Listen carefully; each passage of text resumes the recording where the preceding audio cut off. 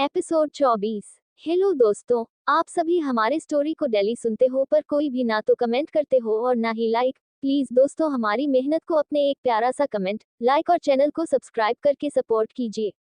कहानी अब आगे। नित्या को इस तरह से रोते हुए अपने गले से लगे देख दुलारी जी कभी घबरा गई और उनके साथ साथ पूरे घर वाले भी डर गए थे। तभी दुलारी जी नित्या को अपने गले से अलग करते हुए पूछी, बेटा नित्या बताओ ना, बात क्या है? जमाई जी जाह्नवी को लेकर इस तरह से कहाँ गए? उसे क्या हुआ? मम्मा पता नहीं, जानू अचानक से बेहोश हो गई। कुछ देर पहले तक तो बिल्कुल सही थी, पता नहीं उसे क्या हो गया। दिव्यांश जी उसे लेकर हॉस्पिटल गए हैं। पापा हमें भी हॉस्पिटल जाना है। ये बोल नित्या आलोक जी की तरफ देखने लगी। तभी आलोक जी आगे बढ़े, एकदम गंभीर हो बोल पड़े, हाँ बिल्कुल बेटा, तुम इतना ज्यादा घबराओ मत। जाह्नवी बेटा को कुछ भी नहीं होगा, वो बिल्कुल ठीक हो जाएगी। समझी जी, चलिए हमें जल्दी से हॉस्पिटल के लिए निकलना होगा। जी चलिए। इतना बोल पंडित जी आलोक जी के साथ जाने लगे। ऋषभ और नित्या भी उन दोनों के साथ हॉस्पिटल के लिए निकल गए। इधर दुलारी जी बस रोए जा रही थी, इसीलिए सुषमा जी और सारिका दोनों मिलकर उन्हें संभालने की कोशिश करने में लगी हुई थी। सारिका दुलारी जी के हाथ को अपने हाथों में लेते हुए बोली, प्लीज आंटी, आप अगर इस तरह से कमजोर पड़ जाएंगी तो फिर नित्या भाभी को कौन संभालेगा? आप जानती है ना कि भाभी कितनी ज्यादा इमोशनल है, और अगर आप उनका हिम्मत नहीं बनेंगी तो कैसे चलेगा? आंटी आप जाह्नवी का बिल्कुल भी फिक्र मत कीजिए, देखिएगा वो पूरी तरह से ठीक हो जाएगी। सारिका की बातों को सुन दुलारी जी थोड़ी शांत हुई। हॉस्पिटल। नित्या तेजी में हॉस्पिटल के अंदर दौड़े चली जा रही थी। उसे इस तरह घबराए हुए देख आलोक जी बोले, बेटा आप इस तरह मत घबराए, हम हॉस्पिटल आ गए हैं ना, आप शांत रहिए। नहीं पापा, मुझे जानू के पास जाना है। इतना कह नित्या दौड़कर आगे भाग गई। वो अभी दौड़ ही रही थी कि तभी उसकी नजर सामने खड़े दिव्यांश पर जा पड़ी। उसे देखते ही नित्या एक पल बिना रुके तेजी में उसके पास आ खड़ी हो गई और पूछी, दिव्यांश जी जानू कहाँ है? डॉक्टर ने क्या कहा, जानू ठीक तो है ना? नित्या को इतना ज्यादा परेशान देख दिव्यांश उसके दोनों बाह को पकड़ते हुए बोला, नित्या तुम इस तरह से घबराओ मत, सब सही है। डॉक्टर बोले कि जानू का अभी ऑपरेशन करना होगा, उसके बाद वो पूरी तरह से ठीक हो जाएगी। क्या ऑपरेशन? पर दिव्यांश, जानू के ऑपरेशन का डेट तो आज का नहीं था ना, तो फिर? हाँ पर अब और ज्यादा इंतजार नहीं कर सकते हैं डॉक्टर, क्योंकि जाह्नवी का ऑपरेशन बहुत ज्यादा ही जरूरी है। तुम बस भगवान जी से प्रे करो कि ये ऑपरेशन अच्छे से हो जाए। दिव्यांश की बातों को सुन नित्या झट से उसके सीने से चिपक कर लग जाती है और रोते हुए बोलती है, दिव्यांश जी सच में मेरी जानू को कुछ होगा तो नहीं ना? वो ठीक हो जाएगी ना? दिव्यांश भी अपने दोनों हाथों से नित्या को पकड़ उसे हिम्मत देते हुए बोला, बिल्कुल ठीक हो जाएगी तुम्हारी जानू, और फिर ये एक ऑपरेशन ही तो है, उसके बाद सब ठीक हो जाएगा, तुम डरो मत। अभी ये दोनों एक दूसरे के गले से लगे हुए ही थे कि तभी वहां पर बाकी के घर वाले भी आ जाते हैं, जिन्हें देख वो दोनों तुरंत अलग हो खड़े हो जाते हैं। दिव्यांश ने सूरज को भी कॉल कर दिया था तो वो भी कुछ देर में हॉस्पिटल आ पहुंचा। इधर डॉक्टर जाह्नवी का ऑपरेशन करने में लग गए। लगभग 1 घंटे तक ऑपरेशन का प्रोसेस चलता रहा, और नित्या हॉस्पिटल के हॉल में जो एक गणपति जी की मूर्ति रखी हुई थी, उनके आगे हाथ जोड़ बस जाह्नवी के ठीक होने की प्रार्थना करे जा रही थी। लगभग रात के 3 बज रहे थे। तभी डॉक्टर ऑपरेशन थिएटर से बाहर निकले। उनके बाहर निकलते ही नित्या सहित सभी घर वाले दौड़कर उनके सामने जा पहुंचे। डॉक्टर, डॉक्टर मेरी जानू अब कैसी है? वो ठीक है ना? मुझे पता है कि वो ठीक ही होगी, बस आप एक बार बोल दीजिएगा तो मुझे तसल्ली मिल जाएगी। नित्या को इतना ज्यादा बेचैन देख डॉक्टर दिव्यांश की तरफ मुड़ते हुए बोले, देखिए मिस्टर दिव्यांश, हमने आपके कहने पर इस वक्त उनका ऑपरेशन कर दिया है। इस वक्त हम हॉस्पिटल में नहीं आते हैं, पर आपके कॉल करने की वजह से हम आ गए। हमने अपने तरफ से पूरी कोशिश कर दिया है। अब सब ऊपर वाले के हाथों में है। उनका ऑपरेशन तो ठीक से हो गया है, पर अभी भी वो सुबह तक खतरे से बाहर नहीं है। एक बार उन्हें होश आ जाएगा तभी हम कुछ बता पाएंगे। इतना कह डॉक्टर वहां से चले गए। उनकी बातों को सुन नित्या एकदम से लड़खड़ा गई, लेकिन उसे पीछे से दिव्यांश संभालते हुए झट से बोल पड़ा, अरे नित्या तुम फिर से डर गई? अरे मैं बोल रहा हूँ ना कि जाह्नवी बिल्कुल ठीक हो जाएगी, और फिर ऑपरेशन भी हो गया है। देखना तुम सुबह तक उसे होश भी आ जाएगा और वो तुमसे बातें भी करेगी। बस अब तुम इस तरह बात बात पर डरना बंद करो। पापा आप नित्या के बाबा के साथ घर चले जाइए। यहाँ पर सूरज, ऋषभ और फिर हम दोनों भी है ही। घर पर भी वो लोग घबरा रहे होंगे। दिव्यांश की बातों को सुन आलोक जी उनकी बातों को मान पंडित जी के साथ घर के लिए चले गए।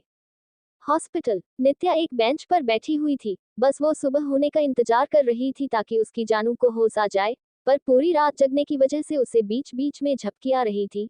जब ये दिव्यांश ने नोटिस किया तो वो बिना कुछ बोले हॉस्पिटल से बाहर चला गया और कुछ देर बाद अपने हाथ में चाय का 3 कप लाते हुए एक सूरज की तरफ बढ़ा, बोला, ले यार सूरज चाय पी ले। उसे चाय देने के बाद वो नित्या के पास आ बैठ गए और उसकी तरफ चाय का कप बढ़ाते हुए बोला, नित्या तुम पूरी रात जगी हो, ये लो चाय पी लो, इससे तुम्हारी नींद खत्म हो जाएगी। दिव्यांश की बात सुन पहले तो नित्या उसके चेहरे को देखने लगी, उसके बाद वो बड़े ही उदास भरे आवाज में बोली, नहीं मुझे चाय नहीं पीनी है, मैं ठीक हूँ। जब तक जानू पूरी तरह से ठीक नहीं हो जाती है मैं कुछ भी नहीं पीऊंगी। जब दिव्यांश ही सुनता है तो वो कप नित्या के आगे से हटा लेता है और खुद आराम से बैठते हुए चाय की एक चुस्की ले बोलता है, क्या यार नित्या तुम भी एकदम अनपढ़ की तरह बातें करती हो। नहीं मुझे सच में लगने लगा था शायद तुम काफी समझदार लड़की हो, पर नहीं मैं गलत था। अरे तुम तो वही बेवकूफों जैसे सोच रखने वाली लड़की हो, हम और तुम जैसे गांव वाली लड़की से उम्मीद ही क्या की जा सकती है। एक तो नित्या पहले से ही इतनी ज्यादा परेशान थी अपनी बहन की वजह से, ऊपर से दिव्यांश उसे इतना भला बुरा बोल रहा था। ये सब सुन नित्या को बहुत गुस्सा आ गया और वो झट से उसकी तरफ देखते हुए बोली, मिस्टर दिव्यांश आपका दिमाग क्या खाली है पूरा? मैं यहाँ ऑलरेडी इतना परेशान हूँ, ऊपर से आप इस टाइम भी मुझे फालतू का सुना रहे हैं। अब मैंने ऐसा क्या कर दिया जो आपने मुझे इतना कुछ बोल दिया? अरे मैंने गलत ही की कहा? तुम ही ना अभी अभी बोली कि तुम तब तक कुछ पियोगी तक नहीं जब तक कि तुम्हारी बहन को होश नहीं आ जाता है। हाँ तो इसमें बेवकूफ होने वाली कौन सी बात हो गई? अब तुम ही बताओ मुझे मिस बकबक, क्या तुम्हारे ना कुछ खाने से ना कुछ पीने से तुम्हारी बहन को जल्दी होश आ जाएगा, या फिर वो तुम्हारी वजह से तुरंत ठीक हो जाएगी? अगर ऐसी ही बात थी तो फिर हम उसे हॉस्पिटल लेकर ही क्यों आए? तुम घर पर ही अपना ये सुकोर नुस्खा आजम लेती, जाह्नवी पूरी तरह से ठीक हो जाती। क्यों मैं कुछ गलत बोल रहा हूँ? दिव्यांश की बातों को सुन नित्या का गुस्सा एकदम से गायब हो गया और वो बड़ी हैरानी भरे नजरों से उसे देखते रह गई। तभी दिव्यांश थोड़ा गंभीर आवाज में बोला, देखो मिस बकबक, मैं समझ सकता हूँ कि इस वक्त तुम पर क्या बीत रही होगी। तुम अपनी बहन से बहुत ज्यादा प्यार करती हो ये भी जानता हूँ मैं, पर क्या तुम्हारे इस तरह कुछ भी ना खाने पीने से वो तुरंत ठीक हो जाएगी? अरे उल्टा तुम भी बीमार पड़ जाओगी और फिर तुम्हारा भी बाकी के लोगों को देखभाल करना पड़ेगा। अब तुम ही सोचो, क्या भूखी प्यासी रहकर तुम्हें भी बीमार होना है, या फिर खुद ठीक रहकर अपनी बहन की देखभाल कर उसे ठीक करना है? ये बोल दिव्यांश वो चाय का कप वापस से नित्या की तरफ बढ़ा देता है, जिसे नित्या इस बार ले लेती है और बिना कुछ बोले पीने लगती है। उसे चाय पीते देख दिव्यांश के चेहरे पर मुस्कुराहट आ जाती है और फिर वो बेंच पर से उठ सूरज की तरफ जाने लगता है। तभी नित्या एकदम से खड़ा होते हुए बोल पड़ती है, थैंक यू दिव्यांश। ये शब्द सुनते ही दिव्यांश उसके तरफ पलटते हुए पूछता है, ये थैंक यू किस लिए? मैंने ऐसा क्या कर दिया? क्योंकि आपने मेरी बहन का इतना ख्याल रखा, हमारे बीच कोई रिश्ता ना होते हुए भी आपने मेरे परिवार वालों को अपना माना और उनका हर वक्त ध्यान रखा उसके लिए। तो मिस बकबक, अगर अब मैं तुम्हारी नजरों में थोड़ा ही सही पर सही इंसान बन गया हूँ तो क्या तुम मुझसे दोस्ती करोगी? दिव्यांश ये बात बोलते हुए अपना हाथ आगे बढ़ा देता है, जिसे देख नित्या कुछ देर तक बस सोचती ही रहती है। तभी दिव्यांश कहता है, कोई बात नहीं, लगता है अभी मुझे और कोशिश करनी होगी तुमसे दोस्ती करने के लिए। अच्छा तुम बैठो मैं आता हूँ। इतना कह दिव्यांश जाने के लिए बढ़ता ही है कि तभी नित्या अपना हाथ आगे बढ़ा बोल देती है, मुझे आपकी दोस्ती मंजूर है मिस्टर दिव्यांश।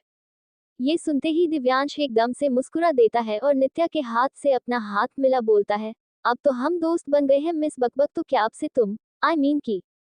दिव्यांश बोलते बोलते ही बीच में रुक गया, पर नित्या पूछी, क्या हुआ? आप कुछ बोल रहे थे, बोलिए। नहीं रहने दो, फिर कभी बोलूंगा। फिलहाल तो सुबह होने वाली है, तुम्हारी बहन को अब जल्द ही होश आ जाएगा, फिर तुम उससे ढेर सारी बातें करना, लेकिन उससे पहले जाकर एक बार फ्रेश हो लो। इतना कह दिव्यांश उसके पास से चला गया, पर नित्या उसे जाते हुए देख खुद में ही धीरे से बोली, आखिर में मिस्टर दिव्यांश की सच्चाई है क्या? कल तक जो इंसान मुझे इतना तकलीफ देता था, आज वही मेरी हर प्रॉब्लम के आगे आ खड़ा हो जाता है।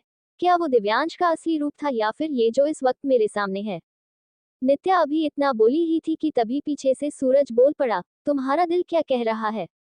ये आवाज सुनते ही नित्या झट से पीछे पलट देखने लगती है और सामने सूरज को खड़ा देख वो थोड़ा वियर्ड सा फील करने लगती है और अपने बात को बदलने की कोशिश करते हुए बोलती है, सूरज आप? वो दरअसल मैं ये बोल रही थी कि।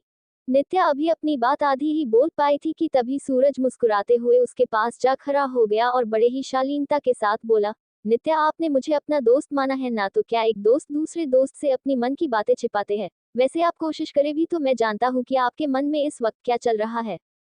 मैं बात नहीं छिपा रही हूँ सूरज, वो दरअसल मैं ये सब बातें ही नहीं करना चाहती हूँ, पहले से ही इतना प्रॉब्लम है लाइफ में, ऊपर से नित्या, आप जानती है कि आप चाहे भी ना तो झूठ नहीं बोल सकती है, क्योंकि आप एक बहुत ही नेक दिल इंसान हैं। और मैं आपके चेहरे को देखकर समझ पा रहा हूँ कि आपको दिव्यांश का ये बदला बदला केयरिंग वाला रूप देखकर बहुत अजीब लग रहा है। आप कहना क्या चाहते हैं सूरज? मैं बस इतना ही बोलना चाहता हूँ नित्या कि हमारा दोस्त दिवू बचपन से ऐसा नहीं था। अरे बचपन में तो वो सबकी जान हुआ करता था, और वो लड़कियों की भी बहुत रिस्पेक्ट करता था। लेकिन उस एक हादसे ने उसे लड़की या फिर ये कहे कि औरत नाम से ही नफरत करने पर मजबूर कर दिया। उसके बाद से वो हर लड़की के बारे में बस एक ही बात सोचता है कि वो सिर्फ लालची और घटिया होती है। वो कभी किसी से प्यार नहीं करती है, बल्कि जब तक उस इंसान के पास पैसे होते हैं उसके पास रहती है, और पैसे खत्म होते ही वो उसका साथ छोड़ चली जाती है। सूरज ये सब बोलते हुए थोड़ा दुखी हो जाता है और फिर चुप भी। पर ये सब सुनकर नित्या काफी ज्यादा स्तब्ध रह गई, और वो हैरान होते हुए सूरज के चेहरे को देखते हुए पूछी, आखिर ऐसा क्या हुआ था सूरज, मिस्टर दिव्यांश के साथ जो लड़कियों के बारे में वो इतना गलत सोच बना लिए? दिव्यांश लगभग 10 साल का होगा जब उसकी माँ उसे और उसके पापा को छोड़ किसी और आदमी के पास चली गई। दिव्यांश सबसे ज्यादा प्यार अपनी माँ से ही करता था, और उसकी माँ भी उससे प्यार करती थी। दिव्यांश अपनी माँ के साथ हमेशा लुका छिपी का खेल खेला करता था, और हमेशा ही वो घर के हॉल में जो सामने वाला खाली दीवार है ना, उसमें जो अलमारी बनी हुई है उसमें जाकर छिप जाता था, और कोई ही उसे ढूंढ नहीं पाता था। पर एक दिन उसी खेल खेल में वो उस अलमारी में जाकर छिप गया और अपनी माँ के उसे ढूंढने का वेट करने लगा। लगभग आधे घंटे तक वो उस अलमारी में छिपे रहा, पर जब उसे लगा कि इस बार भी उसकी माँ उसे नहीं ढूंढ पाएगी तो वो बाहर निकलने का सोचा। लेकिन वो बाहर निकलता उससे पहले ही उसने हॉल में अपनी माँ और पापा को एक दूसरे से झगड़ते हुए देखा। उसकी माँ एक अनजान आदमी का हाथ पकड़े उसके पापा से बोल रही थी कि वो अब और इस गरीबी में नहीं जी सकती है। दिव्यांश के पापा शुरू शुरू में ज्यादा पैसे वाले व्यक्ति नहीं थे। वो बस इतना ही कमा पाते थे जिससे वो आम जिंदगी आराम से जी सके। लेकिन ये बात दिव्यांश की माँ को गवारा नहीं थी। वो एक राजशाही जिंदगी जीना चाहती थी, और इसीलिए जब उसे एक ऐसा इंसान मिल गया तो बड़े ही बेदर्दी होकर उन्होंने आलोक अंकल, दिवु और पूरे परिवार को छोड़कर उस इंसान के साथ चली गई। उस दिन से हमारा दोस्त एकदम से ही बदल ही गया। न तो वो किसी से बात करता था और न ही किसी से ज्यादा मिलता जुलता था। और धीरे धीरे उसके मन में ये बात घर कर गई कि हर लड़की धोखेबाज होती है। वो बस पैसों के लिए ही एक इंसान के साथ रहती है। और फिर बड़े होते होते वो लड़कियों को एक चीज ही बना दिया, जिसका वो कीमत लगा उसे यूज कर छोड़ दे।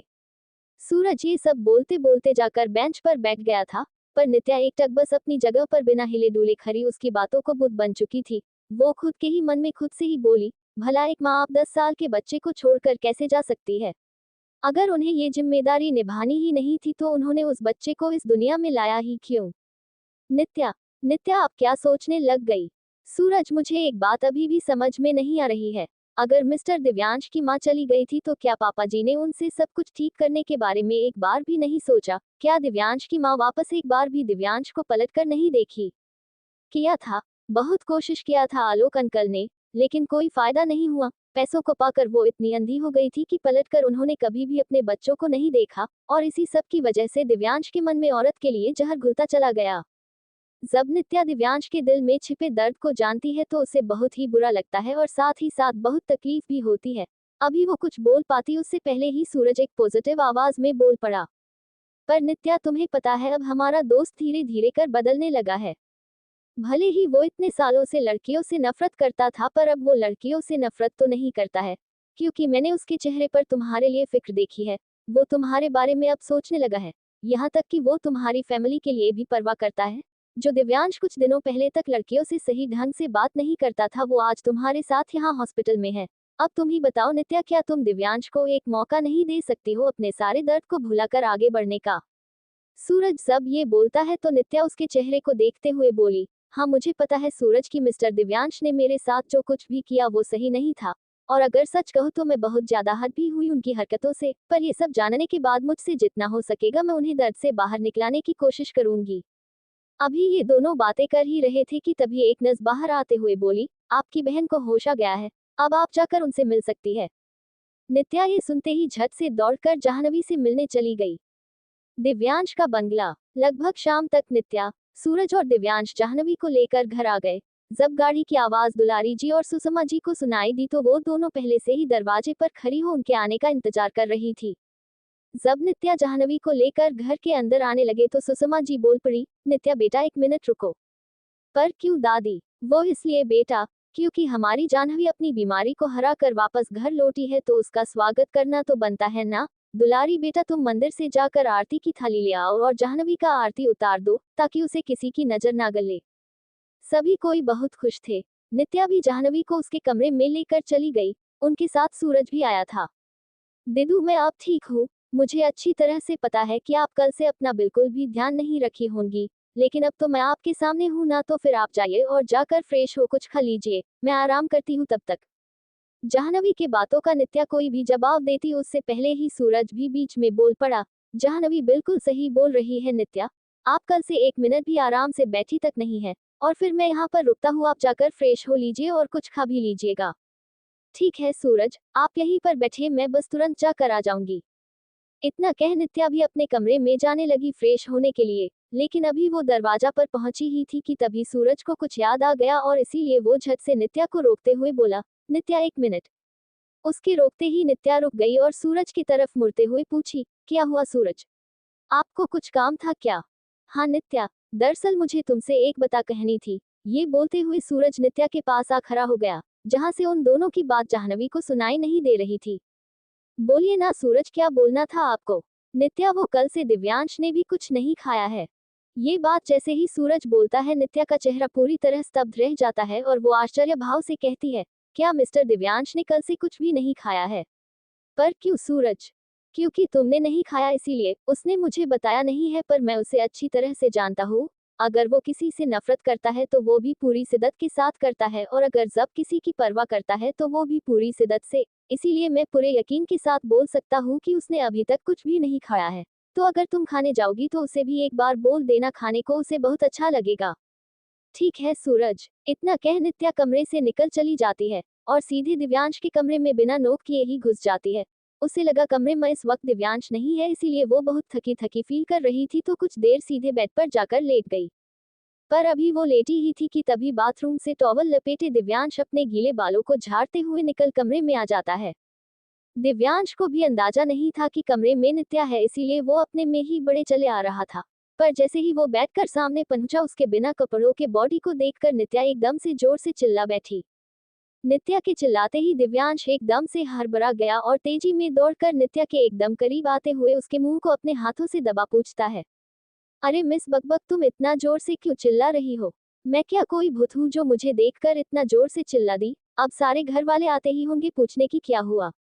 दिव्यांशु ये बोल चुप हो गया, पर नित्या कुछ बोल ही नहीं पर रही थी क्योंकि उसका मुंह दबा हुआ था। उसे चुप देख दिव्यांश बोला, अब बोलो भी, चुप क्यों हो? इस पर नित्या अपने आंखों को बड़ी बड़ी करते हुए उससे हाथ पर इशारा करती है, जिसे समझते ही दिव्यांश झट से उसके मुंह पर से हाथ हटा लेता है। तभी नित्या बोलने लगती है, अब आप इस तरह बिना कपड़ों में मेरे सामने आ जाएंगे तो चीख तो निकलेगी ही ना। ओह हेलो मिस बकबक, तुम्हारे कहने का मतलब क्या है? मेरी ये बॉडी देखने लायक नहीं है। अरे इसी बॉडी के बदौलत तो मैं पूरी लड़कियों के दिल पर राज करता हूँ और तुम मेरी बॉडी के बारे में ऐसा सोचती हो। दिव्यांश और नित्या आपस में बातों का फाइट कर ही रहे थे। उन दोनों को कोई आइडिया नहीं था कि वो दोनों एक दूसरे के कितने करीब हो गए हैं। पर अभी वो दोनों एक दूसरे से बातों की फाइट कर ही रहे थे कि तभी कमरे में एक साथ सभी घर वाले आ पहुंचे। पर जैसे ही सूरज उन दोनों को इतना नजदीक देखा, वो झट से मजा लेते हुए बोल पड़ा, क्या बात है गाइस, हम सब तो डर ही गए थे कि यहाँ पर क्या हो गया, पर यहाँ पर तो पूरा रोमांटिक माहौल बना हुआ है। सूरज के ये बोलते ही सभी घर के बड़े लोग अपना अपना नजरें इधर उधर कर मुस्कुरा दिए, और उन सभी को एक साथ अपने सामने देख नित्या और दिव्यांश पूरी तरह से अनकंफर्टेबल हो गए। तभी नित्या झट से आगे बढ़ सबको एक्सप्लेन करने लगी कि वो बस गलती से गिर गई थी, लेकिन तभी दुलारी जी मुस्कुराते हुए बोल पड़ी, कोई बात नहीं बेटा, और तुम इस तरह से हम सबको सफाई क्यों देने की कोशिश कर रही हो? जमाई जी तुम्हारे ही पति है और तुम उनकी पत्नी, तो तुम्हें हम सबको कुछ भी सफाई देने की कोई जरूरत नहीं है। क्यों माँ जी, हमने सही बोला ना? दुलारी जी ये बात सुषमा जी की तरफ देखते हुए पूछी। अब उनके बातों का वो क्या ही जवाब देती, क्योंकि उन्हें तो इनके रिश्ते की असलियत अच्छी तरह से पता था। लेकिन फिर भी वो बस अपना सर हाँ में हिला दी, फिर वो सभी कमरे से निकल चले गए। उन सभी के जाते ही नित्या एकदम से दिव्यांश की तरफ मुड़ गुस्से में बोलने लगी, आप समझते क्या है खुद को मिस्टर दिव्यांश? मतलब आज आपकी वजह से मुझे सबके सामने कितनी शर्मिंदगी महसूस हुई। उन लोगों को लगता है कि हम दोनों के बीच में छिह, पर मेरे घर वालों को पता नहीं ना है कि उनका ये नकली जमाई की असलियत क्या है। नित्या गुस्से में क्या क्या बोले जा रही थी उसे खुद भी अंदाजा नहीं था। ऊपर से वो ये सब बोलते बोलते वापस से दिव्यांश के एकदम से करीब चली गई थी, जिसके एहसास उसे नहीं था। पर उसकी इस बचकानी हरकत से दिव्यांश को उस पर हंसी आ रही थी और वो मुस्कुराते हुए बोला, की बात है मिस बकबक, एक तरफ तो तुम कहती हो कि तुम्हें मेरे बॉडी देखने में कोई इंटरेस्ट नहीं है और दूसरी तरफ। दिव्यांश इतना बोल बस चुप हो गया। पर अब उसकी आधी अधूरी बातों को सुन नित्या और चिढ़ गई और पूछने लगी, आपके बोलने का मतलब क्या है मिस्टर दिव्यांश? आप ये कहना चाहते हैं कि मैं आपकी ये बिना कपड़ों के बॉडी को देखना चाहती हूँ? ये ना आपके दिमाग का उपज है जो कि पूरी तरह से घटिया है, समझे आप? अच्छा, लेकिन अगर तुम्हें मेरी बॉडी देखने में कोई इंटरेस्ट नहीं है तो तुम मेरे इतने करीब क्यों आ रही हो? क्या कुछ करने का इरादा है तुम्हारा? अगर है तो बोलो, वैसे भी दिव्यांश राजपूत किसी लड़की का दिल नहीं तोड़ता है। ये शब्द सुनते ही नित्या एकदम से हड़बड़ा गई और खुद को दिव्यांश के इतने नजदीक देख घबराकर कुछ कदम दूर हट जा खड़ी हो गई। अब उसे कुछ बोलते बन ही नहीं रहा था और इसीलिए वो बस दिव्यांश को घूर कर देखते हुए बोली, आप ना मिस्टर दिव्यांश बहुत घटिया हो। ये कह वो तेजी में चिढ़ते हुए कमरे से बाहर चली जाती है। उसको इस तरह से चिढ़ते देख दिव्यांश के चेहरे पर मुस्कुराहट आ गई थी और वो अपने बालों में वापस से हाथ फेरते हुए ड्रेसिंग के सामने जा खड़ा हो गया और खुद की बॉडी को देखते हुए खुद में ही बोला, इतना हैंडसम बंदा किसी लड़की के सामने खड़ा हो तो वो लड़की तो एकदम लट्टू ही हो जाए। पर ये मिस बकबक तो मेरी बॉडी देखकर ऐसे चिल्ला बैठी जैसे कि कोई भूत देख लिया हो। हद है ये लड़की भी। तभी कोई पीछे से बोलता है, अच्छा, लेकिन तू उसके बारे में क्यों सोच रहा है? तो दोस्तों आज के इस एपिसोड में बस यहीं तक। आगे की कहानी को हम कल अगले एपिसोड में सुनेंगे। फिलहाल के लिए दीजिए हमें जाने की इजाजत।